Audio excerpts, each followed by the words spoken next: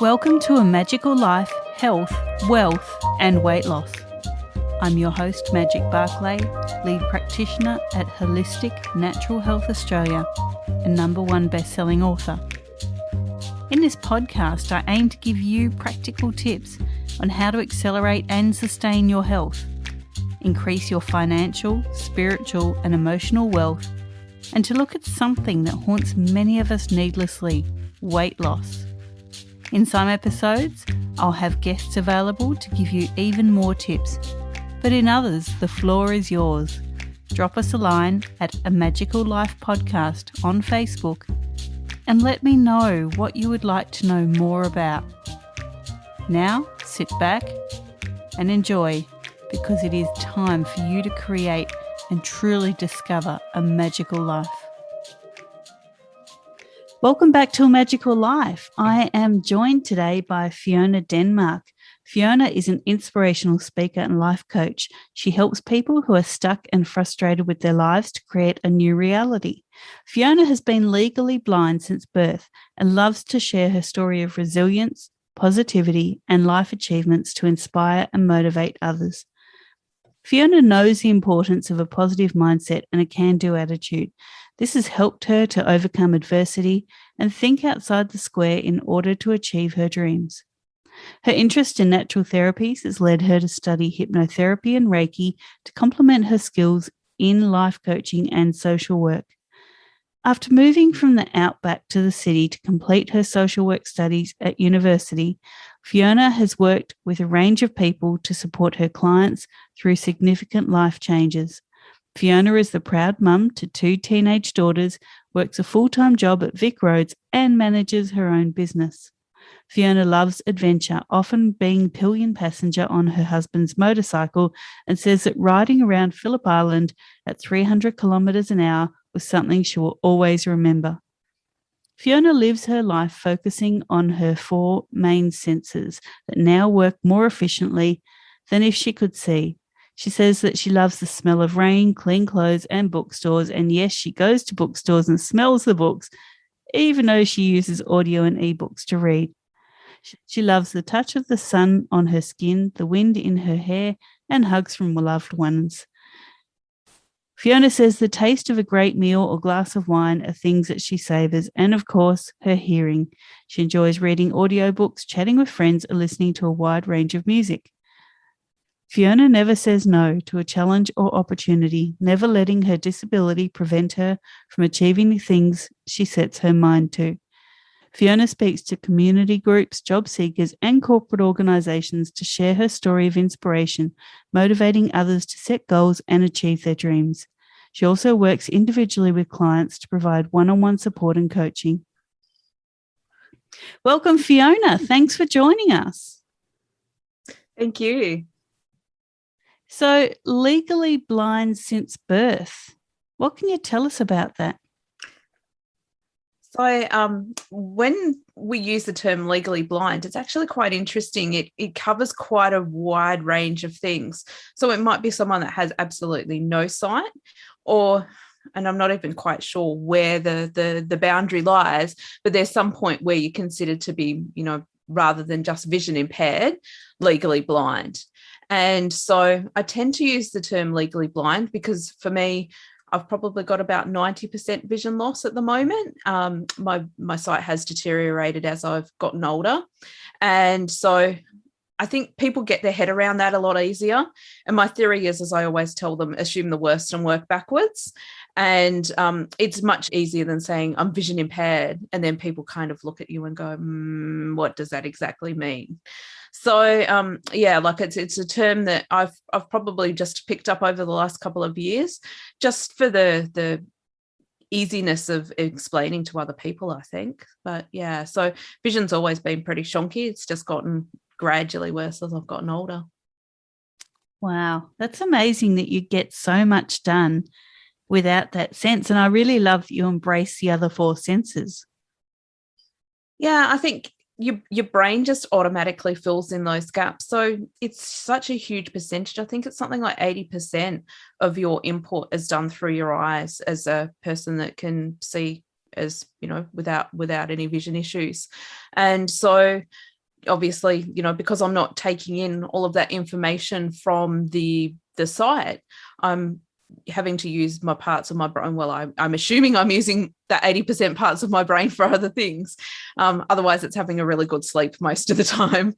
But just even things like having an extremely good memory, because we normally rely on our eyesight to look at things. And so for me, having a good memory to actually remember something is much more useful, rather than me having to go and sort of use technology to get some audio feedback from the information that I've stored. So although there's lots of pieces of my brain that are getting used for all of those extra bits and pieces while it's not using my sight. And that's definitely an advantage. I'm not sure my family thinks so. My kids, when they were little, hated it because they could never get up to any mischief, because even from the other end of the house, I'd be able to hear exactly what they were doing. Be like, what are you doing in the cupboard? They'll be like, how did you know? And it's like, oh, I just know everything. Mums know everything. And of course, my husband doesn't want to have an argument about what happened 3 months ago, because I can still tell him exactly where we were, what the conversation was, and what was said. So maybe not such an advantage to the people around me always, but definitely something that I've just sort of tapped into. Fantastic. Now, I always tell people, you are not your diagnosis, you are not your disability. You're a person with XYZ. How did you kind of work your mind around that you are such an amazing person who happens to be legally blind? You're right. I don't identify myself necessarily as the lady with the vision impairment. However, for the purposes of trying to build some awareness and advocacy, I certainly do. I use that as my my key to sort of, put myself out there a little bit more, I guess. But in everyday life, I don't even think about it. It's just part of who I am, and I get on with it. I prefer to be known as the lady with the purple hair, or the great mum, or the fantastic wife or good friend, rather than the blind lady. But it wasn't always like that. Certainly as a teenager, certainly had that teenage crisis. You're trying to carve out your identity and learn who you are, and all of that independence kind of stuff when you're a teenager to start off with. And so add a disability to that, and it suddenly became quite a difficult time in terms of, just finding my space. And it wasn't until, sometimes you have to hit rock bottom before you realize that, there is a way out, and there's always a way up. And I think that's what happened, is I kind of got to a point where I went, well, I can't get any worse with my thoughts and feelings around what was going on. So it was time to then just extend that and go, okay, well, stop focusing on the things that you can't do and start focusing on the things that you can. I think that's a really important thing for all the listeners. Stop focusing on the things you can't do and focus on the things that you can. We all have those times in our life when things just seem a bit much, no matter what you're dealing with, be it a disability, an illness, or just the everyday stress that life seems to be at the moment. If you focus on the things that you can't do, you're going to get stuck in that rut, and it's just going to keep stressing you. It's going to become a chronic stress. Whereas if you focus on the things that you can do, go for a walk, enjoy the sunshine, play with your kids, pat the cat, whatever it happens to be, that will lift you up, and it will lift your vibration. And because it's positive, it will encourage other positive factors in life. So true. And also not focusing on the things that you have no control over, or things that have happened in the past. That's the other places that I see a lot of people get stuck instead of moving forward. Fiona, what can your expertise do to accelerate health? Now, when we talk health, we're talking emotional, spiritual, and physical. One of the things that I have been working a lot with recently is life coaching. And that is really about moving people forward. And so many of us get caught up in what we're doing every day and we don't set goals and things for the future. And I think that's one of the things that is really important, to always have a future view, no matter what situation you're in and how bad things are at the moment. There's always something waiting for you around the corner. And so to get people to focus on that, focusing on gratitude is really important too. I find that, so often we're in that rat race of what next, and we don't think about what we've got right now. And so in contrast to the having goals, I think it's also really important to right now be mindful of the things that are working and the things that are good in life, because there is always something. It might be that you can just go out into the sunshine and get some some wind in your hair and those vitamin D rays coming down on you for 5 minutes of the day. It might be the smallest thing as a part of a big catastrophe, but it is still something that's really beneficial. Totally agree with you there. And as a coach myself, I see people really open up to possibilities, especially when they're faced with some sort of adversity. The inner resilience that people learn, once you've learnt that and tap into that, you can apply it to anything in your life. So no matter what is going on in life, whether you have poor health or you have some financial issues, or you're dealing with your mental health, no matter what it is, building that resilience, it's just like it's exponentially growing yourself, don't you think? Absolutely. It's like medicine. And, all of us would prefer not to have adversity and challenges in our lives. But I think sometimes you've got to have that, because it does make you stronger, and it does make you realize how important those good times are. If everything was just good all of the time, then you would never have those highs and lows. It would just be sort of like this nice smooth road.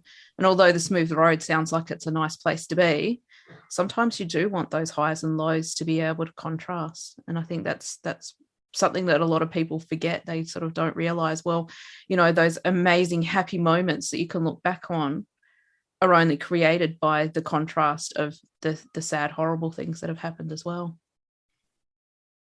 I think with the smooth road, you become desensitized to the positive things in life. So when good things actually happen, it's just another day, just another thing. And you're not really appreciating the gravity of the situation. So you can't learn from it, you can't grow with it, even if it's positive, because it's a smooth road. There are no bumps. And the bumps are what teach you. Yeah, totally true. Now, what are your top 3 tips to creating wealth? We're also talking not just financial here, but personal and emotional wealth. Stop worrying about the past is the first one. You can't change it, so just let it go. As hard as that sometimes is, I think it's really important to just let it go, because holding on to it doesn't help anybody, especially not yourself. Second thing I would say is be grateful for what you've got, because that is your abundance. That's your wealth. That's what you have right now. And by thinking about the fact that you have all of those things, instead of wondering about the things that you don't have, that's going to help you build that positive mindset and accumulate more wealth coming towards you in more positive things. And the third thing is to be kind to yourself. So often we get caught up in that negative self-talk of, I'm not good enough, this is not working, I'm not going to ever get to where I want to be. And, you would never give some of the advice or those thoughts that happen in your head, you would never give that advice to somebody else. So stop listening to it for yourself and actually try to be conscious of the fact that those thoughts are always going to be there. But just to say, okay, I acknowledge that, but it's not true, and I'm going to make a difference. I love those 3. So let's recap. Let go of the past. If you're dwelling on the past, you can't see what's coming in front of you, what's happening in your future, and you actually can't see pretty much the forest for the trees. Living in the past, there's nothing you can do, nothing you can change. Apart from attending with a coach, you could possibly let go of the emotional charge that you attach to the issue in the past. But you can't change the past, just your reaction to it. Being grateful, I completely agree. We need to really be grateful for everything in our lives, the small things. Like I said, the fact that no matter what's happening in the world, you can still go for a walk, or you can still enjoy the sunshine on your face, or enjoy a nice meal or a bottle of wine, whatever it is, there's something there for you. Once you capture that gratitude, it builds your health, it builds your wealth, and good things will continue to flow. And the last one there was be kind to yourself and others, mostly yourself. Couldn't agree more with that one. If you are self-punishing, if you are self-loathing, again, you are going to attract people in your life that do that.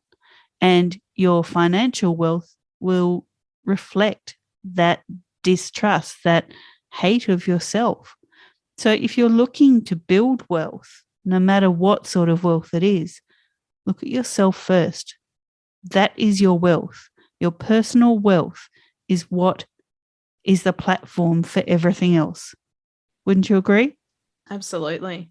And if we're thinking about wealth in terms of, bringing positive things into your life, then if you're not in a good place yourself, you're not going to be able to accept and acknowledge those good things, because you're always sort of, looking for the grass to be greener somewhere else.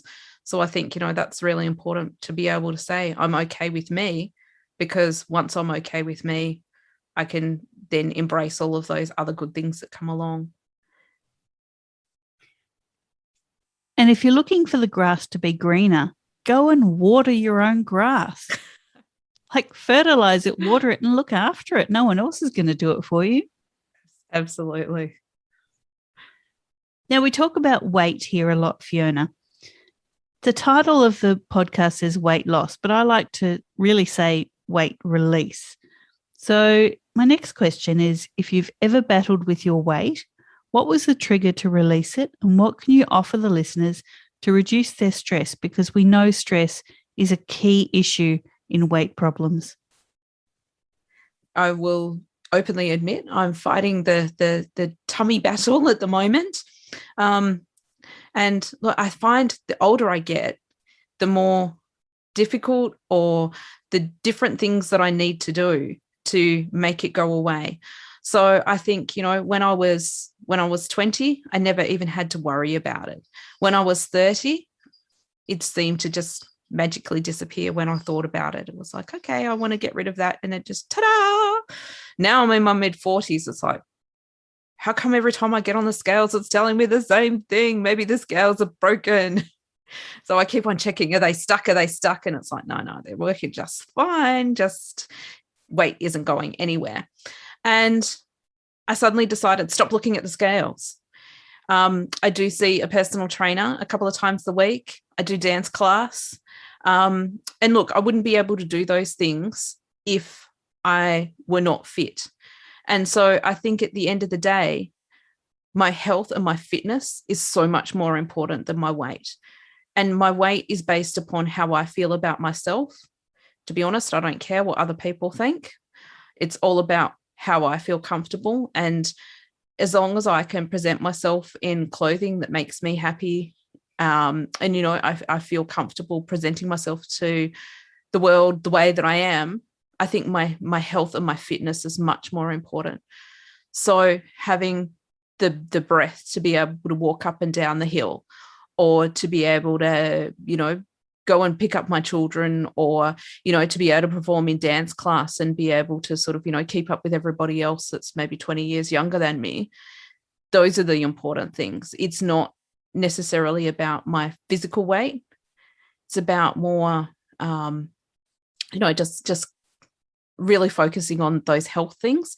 And I think, health outcomes are the things that will make you be more healthy by all the things that you do. So whether it's your exercise, whether it's your diet, whether it's just your lifestyle, I think if you've got an outcome in mind and say, okay, well, this is what I want to achieve, then working towards that target is really good. And just a number on the scales is not always going to do it, because then you will always look at that number and go, oh, look, I'm just half a kilo away. I still haven't made the journey there yet. Where being healthy is more of a, I don't know, I think it's a lifestyle thing where you can celebrate the successes along the way. And I don't mean by, yay, look, I ran the marathon, now I'm going to go and eat the whole cheesecake. It's more the fact of, okay, well, in my brain, I now know that I can do something that I couldn't do before. And so I'm now getting more and more healthy. And you'll find that the weight just kind of disappears as a secondary thing because you're not focused on it anymore. Couldn't agree more. When I wrote my best-selling book, Stop Being Fat, Love Yourself Skinny, several years ago, it wasn't about losing weight. It was about loving who you are in the skin that you're in. And now, 6 years later, I've hit menopause and my body has changed, weight has come back, but it's in a completely different area to where it's ever been before. The same thing applies. Love yourself skinny in your mind. It's not about your size. It's not about the scales. It's about what you do with it. And again, I love that you're going to dance class and seeing the trainer. I fight medieval role play with my boys and, I can keep up with the team most of the time. And I'm 30 years older than most of them. So, I love that. And it's really, listeners, what you can do with your body, what you can do to enjoy your life. It's not about the size. It's not about the scales. It's not about what other people think. Definitely. It's about what you think and what you can do. So I really love that advice. And I think also just setting baby challenges. Like it doesn't have to be that you're going to run the whole marathon. It might be that I'm going to get up and I'm going to walk around the block every day. And, sometimes for some people, just doing that is a super huge achievement in itself. And that's the important thing, is setting challenges at a level where you know that it is achievable. And then once you get that momentum going, then you've got that positivity to continue. Agreed. So great to talk to you about all this stuff. We seem to be on the same wavelength, and I just really love that. Thank you. Now, Fiona, we love giving the listeners freebies because, we're all about coaching and building and making the world a better place every day. So what could you offer the listeners? As part of my life coaching, I do offer a complimentary session for people to have a bit of an investigation about what it is that's going on for them, whether they feel that life coaching is going to be a good fit, whether I'm going to be a good fit for the client. And so I'm always available for the half an hour complimentary session bookings, and people can contact me via my website to do that. Now, Fiona's website, listeners, is Fiona Demark. Sorry, Fiona, go back. It gets everybody. Thinking it's Denmark. Everybody does exactly the same thing. Let me just fix that. Hang on. Okay. Sorry, Sarah. Here we go. Now, listeners, you can find Fiona at fionademark.com.au. So that's FIONADEMARK.com.au. Book that free session. You will love it. Now, Fiona, people can also find you on Facebook at fiona.demark/about and on Instagram at fiona.demark_blind_inspiration. Is there any parting words you would love to give the listeners today? Go away, do something kind for yourself right now. Like not tomorrow, not the next day, not in 2 weeks' time, right now. As soon as you stop listening to this podcast, it's time to start making those changes. Wow, that's really powerful. Thank you so much, Fiona. And I really appreciate your time today. I know we've been trying to book this recording for a little while now. So thank you so much for coming and sharing your amazing life with our listeners. Now, listeners, this was your episode 75. In episode 76, we have Leslie Davis coming to talk to us about all things health, weight, and life. And that's going to be a pretty amazing session for A Magical Life. I really hope you got a lot out of this. Now, Fiona, before I let you go, I think you're the first person I've had that's had the issues that you have in your life. And I know that there's a lot of people struggling at this point in time in the world. So if we could leave them with 3 words that you've learnt from all your struggles and your achievements, what would they be? Oh, 3 words. Resilience, courage, and acceptance. Amazing. Thank you so much. Listeners, again, this was episode 75. Go forth and create your magical life. Thanks for listening today. Please subscribe to hear future episodes, leave a review, and share this podcast. You can follow us on Facebook at A Magical Life Podcast or at Holistic Natural Health Australia. That's holistic with a W. You can find us on Instagram at Holistic Natural Health or at www.holisticnaturalhealth.com.au. That's where you'll access all sorts of articles, freebies, and more.